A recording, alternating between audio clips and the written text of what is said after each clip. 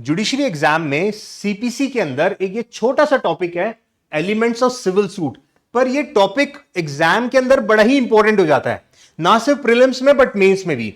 आपको पता होना चाहिए एक सूट के लिए क्या क्या बेसिक रिक्वायरमेंट्स होती हैं, किन किन चीजों को मिला करके सूट बनता है। इनमें से अगर एक भी चीज फुलफिल नहीं हो रही है, वो सूट ही नहीं है। और इन एलिमेंट्स को सीखने से जब आपको ये टर्म समझ में आ जाएंगी जो हम आज इस वीडियो में डिस्कस करने वाले हैं, इससे आपको ना सिर्फ ये टॉपिक आपका क्लियर होगा elements of civil suit, but आपको हेल्प होगी सेक्शन 10 के अंदर भी, सेक्शन 11 में भी, 13 में भी, ऑर्डर टू रूल 2 के अंदर भी, क्योंकि ये टर्म्स बार बार सीपीसी में रिपीट होती हैं। तो आइए इस वीडियो को स्टार्ट करते हैं, जानते हैं कि एक सूट फाइल करने की बेसिक रिक्वायरमेंट क्या होती है। पर उससे भी पहले समझते हैं सूट क्या होता है। What is suit? सूट क्या होता है? देखो, सूट पूरे सीपीसी में कहीं पर भी डिफाइन नहीं किया गया है, लेकिन ये टर्म तो बहुत बार सुनते हैं कि भाई मैं तेरे अगेंस्ट सूट फाइल कर दूंगा।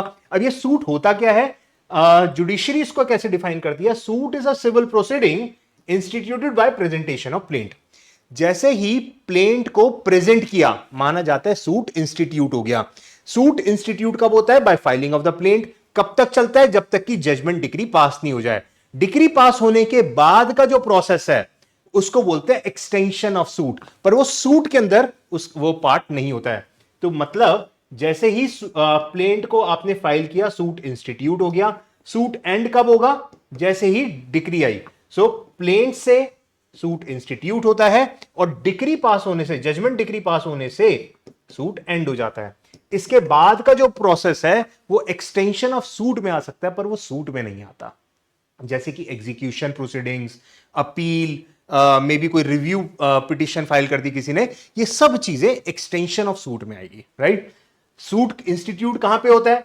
याद होना चाहिए, सेक्शन 26 के अंदर इंस्टीट्यूशन ऑफ सूट दे रखा है by presentation of plaint, and order 4 rule 1 के अंदर भी इसके हमें रूल्स मिल जाते हैं। ठीक है? अब एसेंशियल एलिमेंट्स की बात कर लेते हैं। कौन कौन से एलिमेंट्स होते हैं सूट फाइल करने के? There are 6 elements. सबसे पहले पार्टीज चाहिए। भाई एक आदमी दूसरे के अगेंस्ट सूट फाइल करेगा, पार्टीज का होना जरूरी है। फिर कॉज ऑफ एक्शन होना चाहिए कि मेरी राइट की वायलेशन हुई है, आपने वायलेशन करी है, तो मैं आपके अगेंस्ट सूट फाइल कर सकता हूं।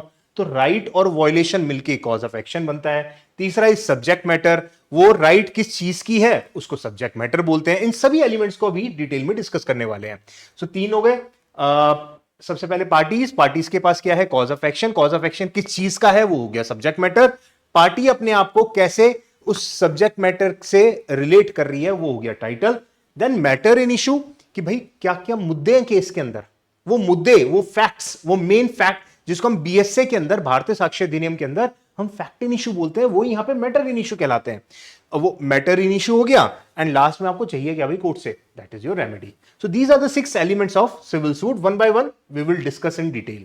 सबसे पहले बात करते हैं पार्टीज की। प्लेंटिफ वर्सेस डिफेंडेंट, तो 2 लोगों का होना जरूरी है। एक वो जिसकी राइट की वायलेशन हुई है और दूसरा वो जिसने वायलेशन करी है। तो प्लेंटिफ डिफेंडेंट के अगेंस्ट सूट फाइल करेगा। ठीक है? अब इसके अंदर कौन कौन प्लेंटिफ डिफेंडेंट के अंदर ज्वाइन हो सकता है? Jointer of plaintiff, jointer of defendant कहां दे रखा है?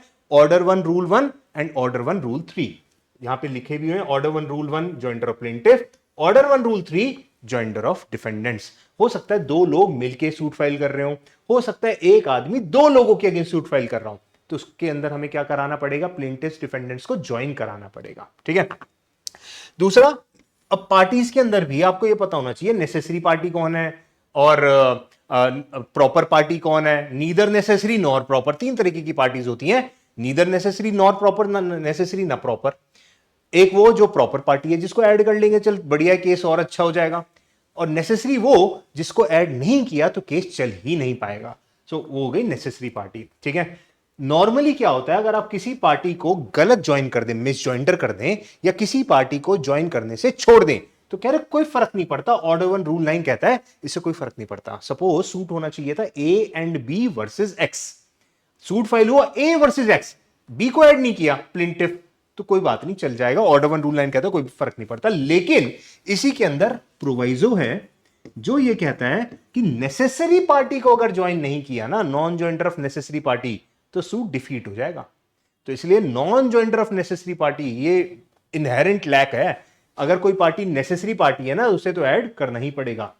अच्छा, और ऑर्डर 1 रूल 10 बेसिकली किसी भी पार्टी को ऐड करने के लिए और डिलीट करने के लिए, स्ट्राइक आउट बेसिकली, इसको ऐड मतलब इंप्लीड करना और डिलीट मतलब स्ट्राइक आउट करना, ये पावर देता है कोर्ट को order 1 rule 10। Specifically speaking order 1 rule 10 सब रूल 2 के अंदर ये दे रखा है। ठीक है, ये सब चीजें आपको पता होनी चाहिए।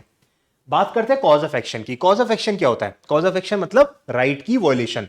मेरी राइट आपने वॉयलेट करी तो मेरे पास कॉज ऑफ एक्शन आया आपके अगेंस्ट। कॉज ऑफ एक्शन को बंडल ऑफ फैक्ट्स भी बोला जाता है, which gives rise to the plaintiff to file a suit. Basically वो फैक्ट्स जिनके बेसिस पे प्लेंटिफ के पास राइट टू सू आ जाती है। ठीक है, प्लेंटिफ को कॉज ऑफ एक्शन अपनी प्लेंट में बताना पड़ेगा। कहां लिखा है? Order 7 rule 11, order 7 rule 1 clause ई के अंदर। ठीक है, अगर कॉज ऑफ एक्शन डिस्क्लोज नहीं करा तो प्लेंट क्या हो जाएगी? Rejection of plaint. कहां दे रखा है? ऑर्डर 7 रूल 11 क्लॉज ए के अंदर। Order 7 rule 11 clause A. In provisions को जो आज मैं आपको बता रहा हूं ना, इस वीडियो के बाद आप इनको बेरेक्ट से जरूर पढ़ लेना। ठीक है, आपका ये पूरा कॉन्सेप्ट क्लियर हो जाएगा।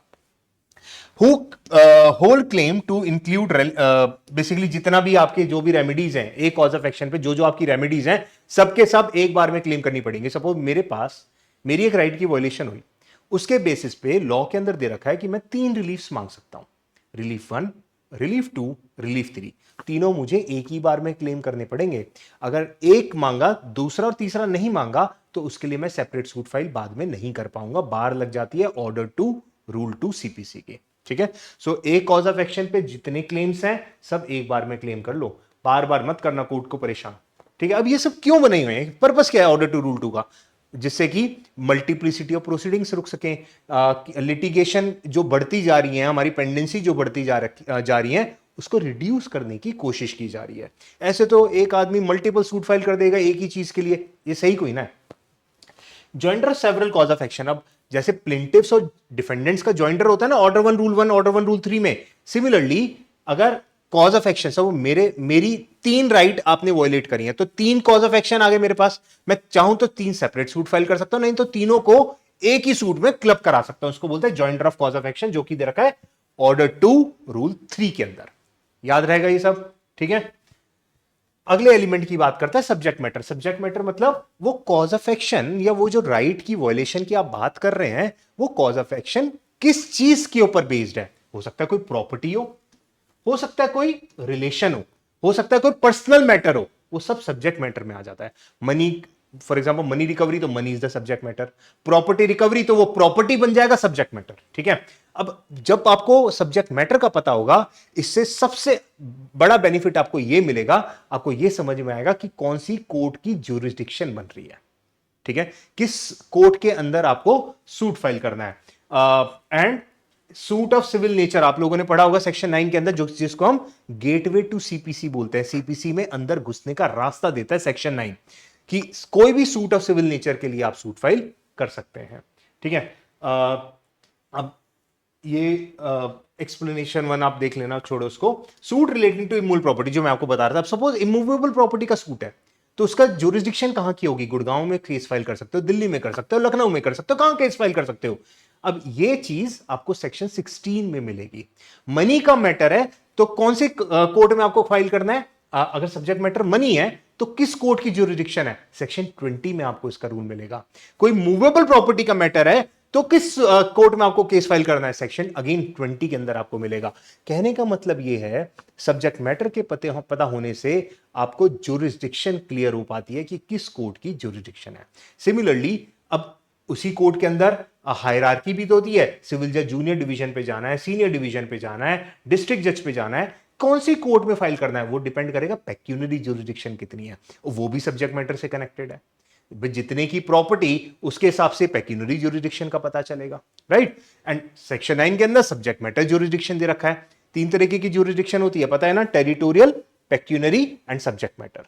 तो सब्जेक्ट मैटर सेक्शन 9 में मिल जाएगा, पेक्यूनरी सेक्शन 6 में मिल जाएगा, टेरिटोरियल ज्यूरिसडिक्शन 16 से 20 में मिल जाएंगे। और ये सब चीजें आपको तब समझ में आएगी जब आपको यह पता होगा आपके सूट के अंदर सब्जेक्ट मैटर क्या है। फिर आगे बात करते हैं टाइटल की। पार्टी अपने आप को सब्जेक्ट मैटर का क्या बता रही है, मैं कौन हूं सब्जेक्ट मैटर का, ये प्रॉपर्टी मेरी क्या लगती है, मतलब मैं इस प्रॉपर्टी का क्या लगता हूं, मैं लैंडलॉर्ड हूं, मैं टेनेंट हूं, मैं मॉर्गेजी हूं, मैं मॉर्गेजर हूं, मैं ओनर हूं, यही उसका टाइटल होता है। अब टाइटल क्लियर होने से आपको यह समझ में आएगा कि किस तरीके का वो सूट फाइल हो रहा है। ठीक है, सो टाइटल इज कैरेक्टर और capacity in which party sues or is sued in relation to the subject matter. So party और सब्जेक्ट मैटर के आपस का कनेक्शन हमें यहां पे पता चलता है।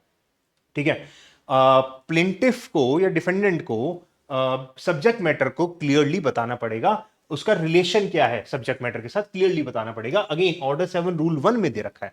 ठीक है, प्लेंट के लिए ऑर्डर 7 रूल 1 में दे रखा है क्लॉज ई के अंदर कि आपको रिलेशन बताना पड़ेगा, मैं इसका क्या लगता हूं। ठीक है, अच्छा, अगर रिप्रेजेंटेटिव कैरेक्टर के अंदर प्लेंटिफ सूट फाइल कर रहा है तो बताना पड़ेगा कि मेरे पास ये सूट फाइल करने की राइट कैसे आई है, क्या must show his actual existing interest, कि उसका इंटरेस्ट क्या है सब्जेक्ट मैटर के अंदर, वो उसका क्या लगता है। ठीक है, सिमिलरली अगर कोई फर्म के अगेंस्ट सूट फाइल करना है, पार्टनरशिप फर्म है, तो उसको बताना पड़ेगा मैं पार्टनर हूं भाई, ऑर्डर 30 के अंदर आपको ये रूल मिलेगा। सिमिलरली ऑर्डर 31 के अंदर ट्रस्टी और एग्जीक्यूटर, बेसिकली ट्रस्ट के अगेंस्ट अगर आपको सूट फाइल करना है तो आप एज ट्रस्टी फाइल करना चाहते हो, या बेसिकली आप ट्रस्ट हो, ट्रस्ट को सूट फाइल करना है तो एज ट्रस्टी फाइल करना चाहते हो, तो आपको ये कैपेसिटी अपनी एक्सप्लेन करनी पड़ेगी कि आप ट्रस्टी हो, प्रूव करो।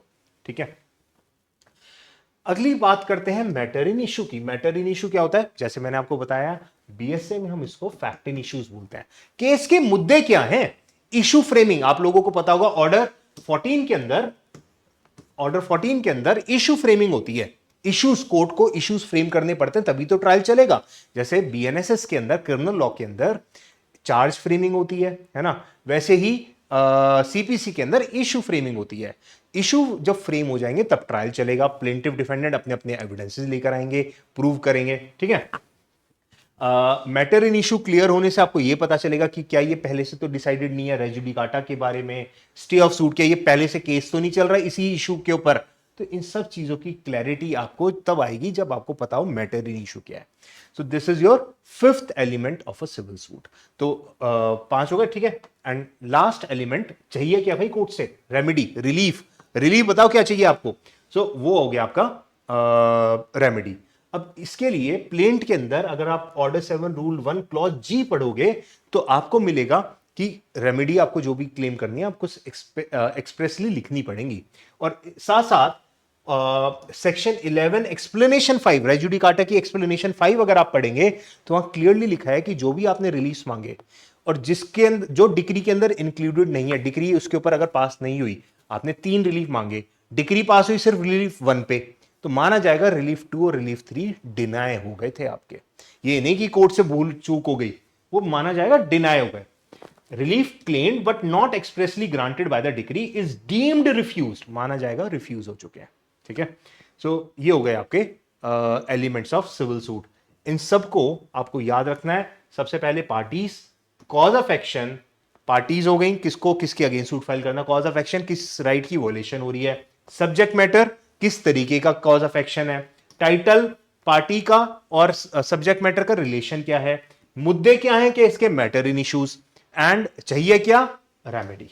ठीक है, ये सारे होते हैं एलिमेंट्स ऑफ सिविल सूट। इनको रिवाइज करना, जो मैंने आपको प्रोविजंस रेफर करे उनको जरूर पढ़ना, और हमारे चैनल को सब्सक्राइब करना। वीडियो पसंद आए तो लाइक करना। अगर आपको जुडिशरी रिलेटेड कोई भी कंटेंट चाहिए, आपको क्लासेस में हेल्प चाहिए, आपको कोचिंग करनी है, या कोई प्रोसिक्यूटर एग्जाम की आप तैयारी कर रहे हैं, तो आप मुझे इन नंबर पे कांटेक्ट कर सकते हैं। Thank you, I will see you in the next video. Best of luck.